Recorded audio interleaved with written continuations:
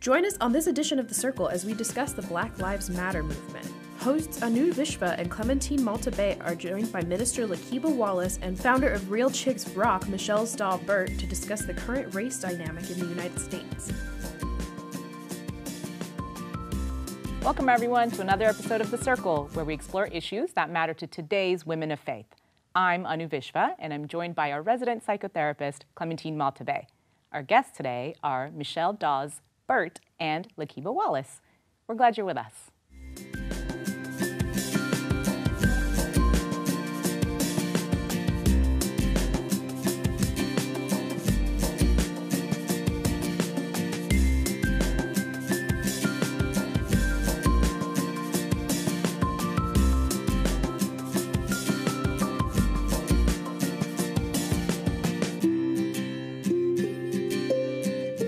Today on The Circle, we want to talk about the Black Lives Matter movement. We will share our thoughts about the rise of this movement, where do we see it going, and offer our hopes for the betterment of all communities of color. But first, let me check in with our guests.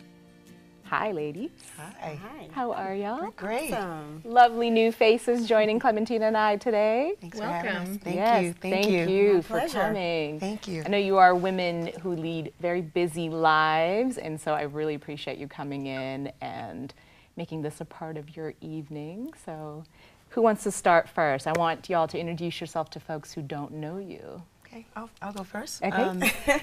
My name is Michelle Dahl-Burt. I am the founder and CEO of Real Chicks Rock, which is a movement, a brand that I've developed. It is to inspire and empower and motivate all women. And I do it through community service. I do it through the arts, through music. I do it through apparel. And I do it through mentoring. So it's been around for about 2 years. It's starting to really start to pick up in the Atlanta area. And through that, I've been able to meet such wonderful people like yourself. So I'm glad to be here. Yeah, Yay. likewise. And I saw that you had like a internet radio show or I something? did. Well, it's a pilot, so we're Okay. hoping that it's something that I can continue to do at least once a month or so. But I did it about a week or so ago, and Okay. it was a panel discussion just like this. Yeah. Had 4 women based in Atlanta that did different things, and they were activists in their own right. And one was a dancer, and one was a writer, and you know they had professional lives as well as this Yes. activism as well. And we talked about a couple of different things: what it meant to be real, and what it meant to be an entrepreneur, Yeah. and what does empowerment really mean. Sure. So we hope that, you know, my hope is that I can have a vehicle or a platform to share with other women, similar to like what we're doing here on the couch. Absolutely. But it's an audio way of doing it and Yes. just kind of getting it out to the masses. So it's great. Thanks Good. for The asking. more the merrier to get the word Yeah, out. absolutely, Yeah. absolutely. Thank you for doing all that you do. Oh, thank you. Thanks. Yeah. Lakiba, tell us about yourself, although I don't think you're a total stranger to AIB.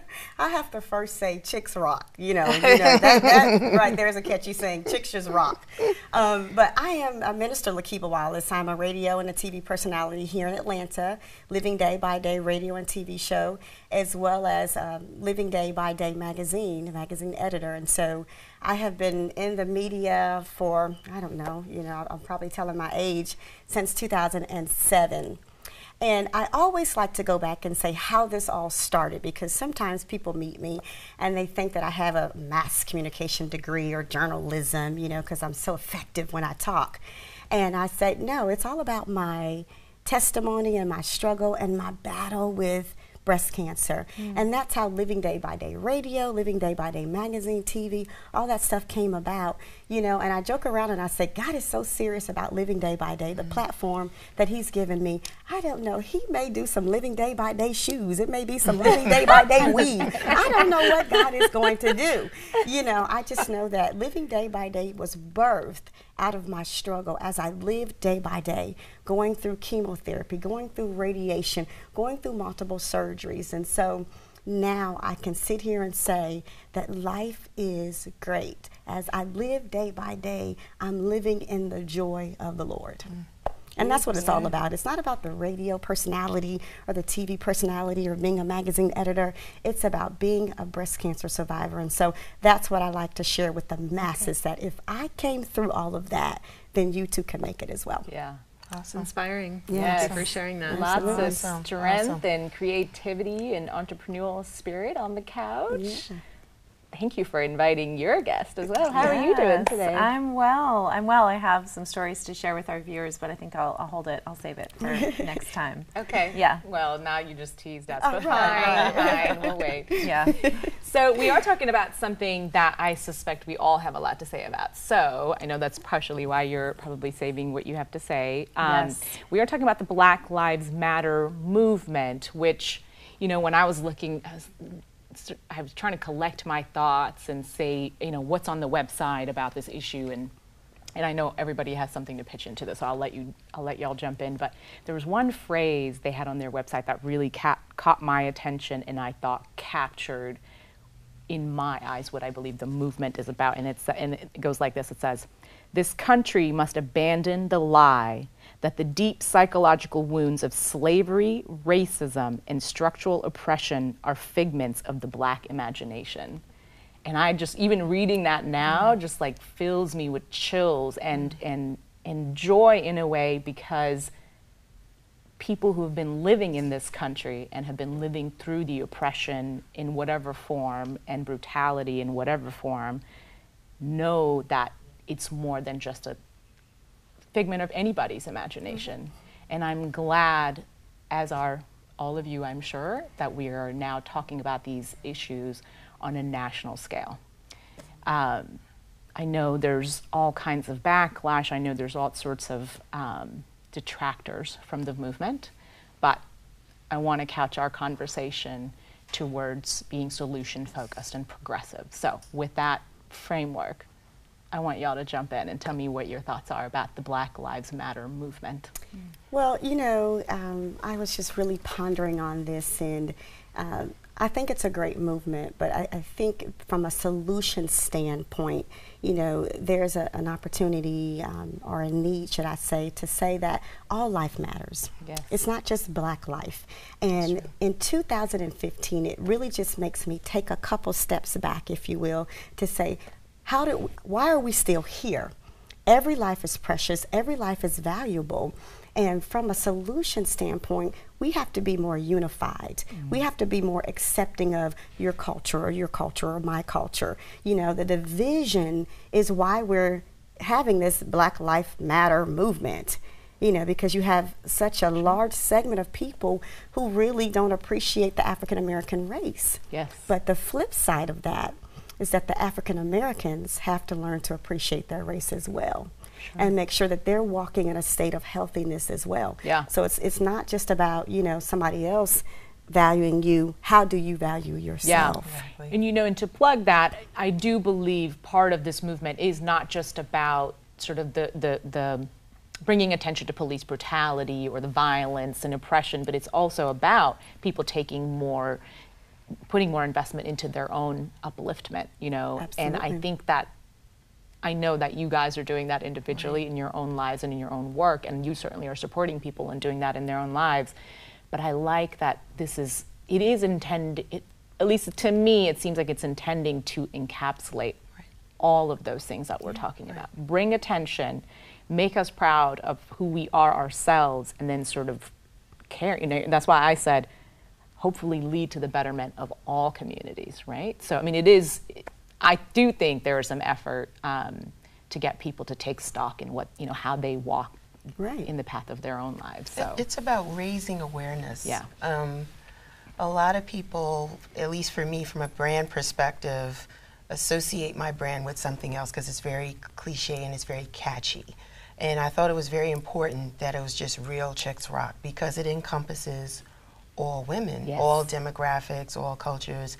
You can look at me and know what kind of woman that I am. I'm a woman of color, so I don't necessarily need a banner for that per se, but there are going to be some things that happen that I can relate to because I am a woman of color, but then there are bigger issues that I can relate to as a human being. Right, as a woman, as a human being.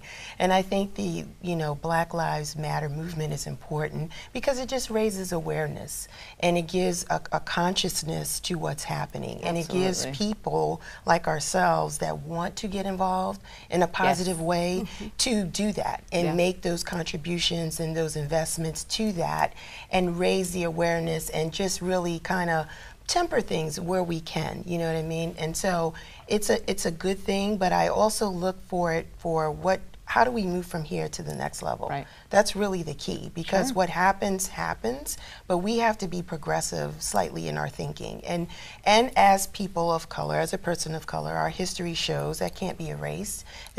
We've made significant contributions here in the United States. And so those sacrifices that were made, I don't think that they should just be disregarded. Absolutely. I think we need to use that as vehicles to empower, to continue to put out there what's right. Yeah, right? and you know, the truth of what the extension of what you're saying too is that there are so many progressive Black thinkers, activists, you know, politicians. Okay, some politicians. I had to pause on that. I had to catch myself real quick. You know, there are so many African Americans of varying sort of varieties at this point, making positive and progressive contributions to this country, and I think that does get lost. You know, those names and those people are not praised enough. You know, because people are people are contributing to the progression of the nation, of everybody's culture, and not just their own. And so, it is about raising awareness. It is also about applauding those who have not gotten enough attention to, I think, which I hope to see more of. And I hope to see more progressive Black politicians. I want to speak to your point, actually to the quote that you started this conversation with. And for me, what it brings up, and of course I'm a therapist, so I'm looking at this from a psychological standpoint, I'm thinking about the effect of generations of the African American community attempting to speak out or about these injustices, and then being dismissed, being minimized, being, you know, told that, you know, you're overthinking it, or you're, you know, overreacting, or you're being overly sensitive, or whatever. And I'm reminded of, on a micro level of, you know, a similar sort of example would be, you know, a rape survivor who tries to tell somebody, and then they're just like, oh, well, they didn't mean it like that, or that wasn't, you know. It's the same thing. It's the same. And not as accepted in society to say that out loud, but I don't know if you actually probably see that with clients. It happens all the time. Really it happens disturbing. all the time. There are people, and from a psychological standpoint, wow, that is re-traumatizing. Absolutely. So not only has the person experienced the trauma that led them to, and then they're going to have the courage to say something about it, and then once they say something about it, which is very vulnerable and very hard to do, then, you know, then there's this re-traumatization that silences.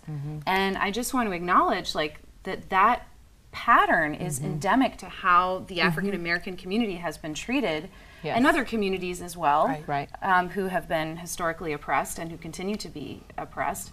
And so I just want to acknowledge the damage that causes, and the power. Then, you know, you talked about what is empowerment on your podcast. You know, to me, empowerment is, in this case, coming together in a unified way and supporting each other in defying that silencing and saying, no, we're not going to be silenced. We're going to be heard. We expect our voices to be counted in this conversation. And in terms of solutions, I am aware that there is a conference actually in Cleveland, Ohio on July 24th to the 26th that is uniting folks who are wanting to contribute to this movement and see how they can organize and educate and do all of those things to start making some changes. Yeah, because this particular movement, the Black Lives Matter movement, and I agree with you, there's movements like this taking rise all over the nation and right here in Atlanta. You know, and in smaller versions, varying versions, but I like that they were talking not only about, you know, just sort of Black lives in general, but also Black gay rights, Black transgender rights, Black differently abled rights. I mean, the list went on and on about all the people's rights that they're advocating for. And I was like, yes, check, check, check. I support all of these things. And it's good to know that this is starting to happen, and hopefully it grows into something bigger. And hopefully we can connect all the different movements that are rising up, and we can make some long-lasting structural changes, you know? I was listening to the community radio actually, and they were interviewing an old, I don't even remember who it was now, but it was somebody that was part of the who's a leader in the Black Panther movement, and they were saying what they see lacking now is that there is no singular voice sort of helping Black Americans move, you know, in any direction. Right. And so, unfortunately, you know, we get lost and we hear the voices of, you know, musicians or, you know, sort of people who are out to get more media attention, right, as opposed to leading us, you know, leading us psychologically, leading us spiritually to a higher plane. And so I'm like, well, hopefully some of that will change, yeah, and hopefully we'll unite to make that change. And, you know, to your point, hopefully we'll connect all the different communities of color and other marginalized people who are trying to do the same thing can all connect together. But I think there's a time, like, how much longer do we, people of color, Black people, do we need a voice? I think that we have the tools. Empowerment is, sure, really having tools in place, right, to help you overcome any obstacles or challenges that may be in your way. I think we have media, we, absolutely, have access to things and tools that we didn't have before, mm-hmm, just as human beings, not just, yes, just Black people in general.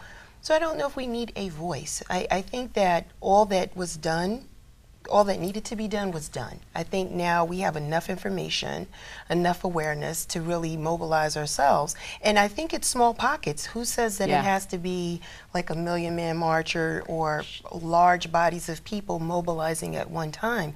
I think, sure, different cities having conversations in small groups and really trying to implement, yeah, change for the better, whether it's maybe within their own community. Within their, yeah, own community, through, whether it's through education, whether it's through conferences, mm-hmm, whatever it is, to give people a platform to speak, mm-hmm, through their legislation. Right, you know, because we want to see change on that level as well. I mean, you know, I do know that there's pockets of people, you're absolutely right, there are pockets of people doing things locally, and that is incredibly important. Right. What I'm saying is, I guess what I hope for is those pockets of people being able to make changes in their own, right, right, neighborhood, because what somebody needs in East LA is maybe not what we need in East Atlanta. Right? True. So you're absolutely right. There are people doing it, and sure, I guess I don't mean I hope there's one voice sort of leading us all. What I mean is I hope collectively our voice is heard louder, clearer, and that we can ask for what we need, right, and have it be at least considered. But here's the thing, you know, and I think there's really not a lot of conversation around it. Discrimination is real. Right. It's prevalent, it's evident, it's still happening in 2015. And I agree with what everybody has elaborated on here today, but there's not enough togetherness. You know, let's take on the job, for instance. You know, there's discrimination on the job, but who is really going to stick with me arm in arm and say, I experienced the same thing? Because you're so in fear of losing your job, or you move into a community. Even my family experienced this. They moved into a well-established community where the majority of the owners there were Orlando Magic players, you know, doctors, lawyers, a very prestigious area. Mm-hmm. And you get a pillowcase with bricks, and on the pillowcase is "Get out, nigger." You get that thrown through your nice bay window, because you're African American, you shouldn't be in a $1.6 million house. And then you go to the association. The players for Magic are, they're okay, right? And Black. Right? Right. I mean, yeah, last time I checked, they're okay. You know, and they're okay if they're, as long as they're playing sports and making us money. Okay, just checking. And there's levels of discrimination. Absolutely. You know, absolutely. And so I think there's not enough togetherness, you know, another African American or another person of another ethnicity coming together saying, hey, I stand with you. Mm-hmm. It's not enough of that going around. We're in our little silos, like, well, it didn't get thrown through my window, so I'm okay. You know, so togetherness, again, solution. I'm solution driven. Togetherness and unity is the key to all of this stuff. If we can just all come together. Wrong is wrong. I don't care if you're Black, white, Asian, whatever your ethnicity may be, wrong is still wrong. Yeah. And to your point, also allyship too, not only, you know, people who are being marginalized maybe in different ways coming together, but also people who have privilege being allies, and providing that support, I think, is really essential. And I also wanted to go back to your point, Michelle, about everybody having a voice, because I think part of the reason that has allowed this movement to exist in the first place is the fact that people have cell phones that have cameras, and they are able to capture this footage. So there's a democratization of the media, which has allowed now this defiance of the idea that, well, you're overthinking it, or there's not really a problem, or there's no police brutality. It's like, really? I got it on camera. So I think that's really powerful too, that people are taking that into their own hands. I know it can be a little overwhelming to see all the footage, but let's pause there for briefly. Let's take a break, but we'll be right back to pick this up.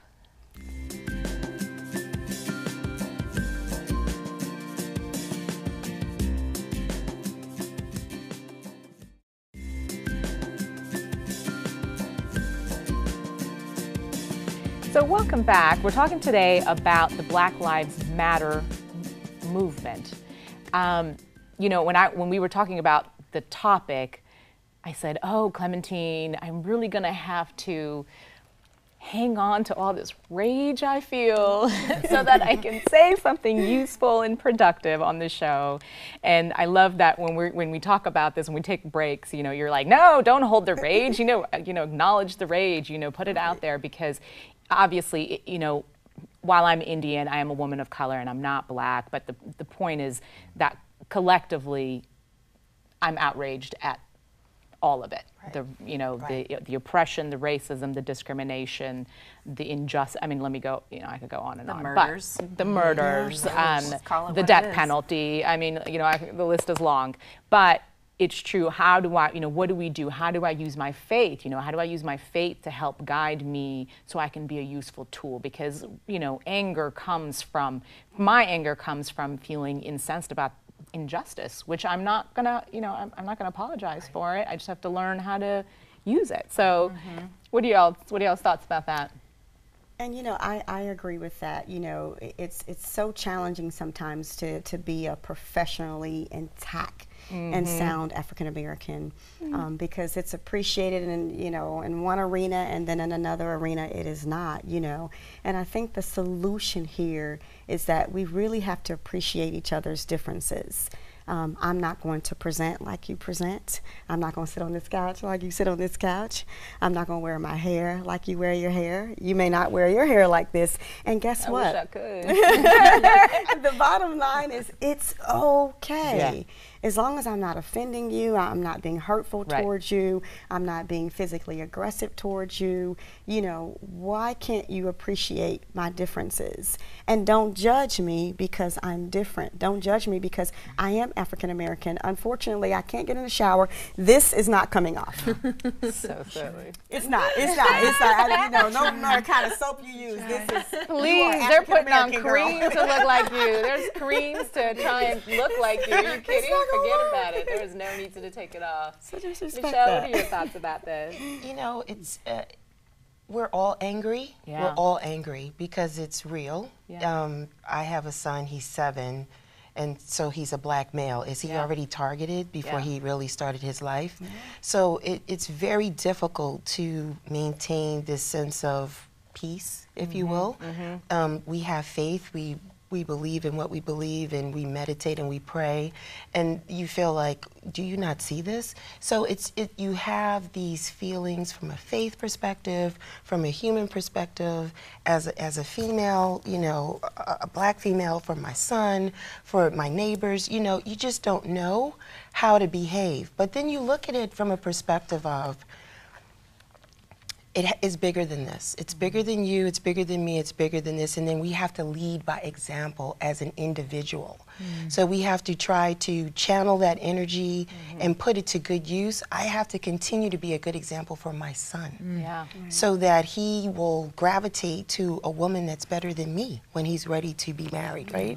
And to make the right choice decisions as a human being in this country. So that's basically trying to balance that out. And it's a daily process. It's daily. Well said. Yes. It's daily. Well said. Thank you. Mm-hmm. Yeah, thanks for the reminder. Living day by day. Right. Yes. Day by day. And what I love about what you said, Michelle, is that you talked about channeling the anger. And I think that that's really powerful, rather than what we may be tempted to do, you know, to try to suppress the anger or sweep it under the rug or deny it. Or riot. Right. Right? Yeah. Or indulge it, right? Right. And without any kind of constructive funneling process. And I like that you're embracing it in a healthy way and figuring out how to channel that. Because anger is powerful energy, and that's something to be celebrated in a way. It's like, boy, you will get a surge of energy that will get you, you know, to do things that you might not otherwise do. And sometimes that's exactly what you need. Yeah. So there's a way in which it can be a divine, you know, energy as well. Right. I mean, I know that, you know, with the riots that turn, you know, with the protests that turn to riots, you know, I've never been I haven't been so far one of those people that's like, oh, they shouldn't do that. Be like, of course somebody's going to have had enough. Somebody has had enough, and you know, you're going to attack your own neighborhood if that's all you've got, if that's as far as you can get. And so, you know, I hope and I pray, and I will continue to meditate every day. Thank you for the reminder that, you know, that young people, grown people that have trouble channeling this energy find healthier ways to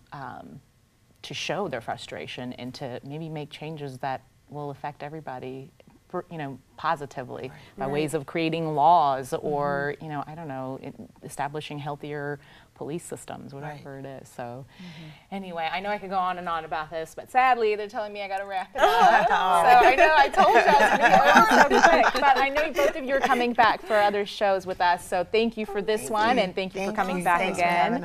And I thank you for joining us today. Please come join us for a taping, or let us know if there are topics that you'd like us to discuss. Send us an email at programming@aibtv.com. I'm Anu Vishva on behalf of Clementine Malta Bay, Michelle Dawes Burt, and Lakiba Wallace. I thank you for being part of our circle.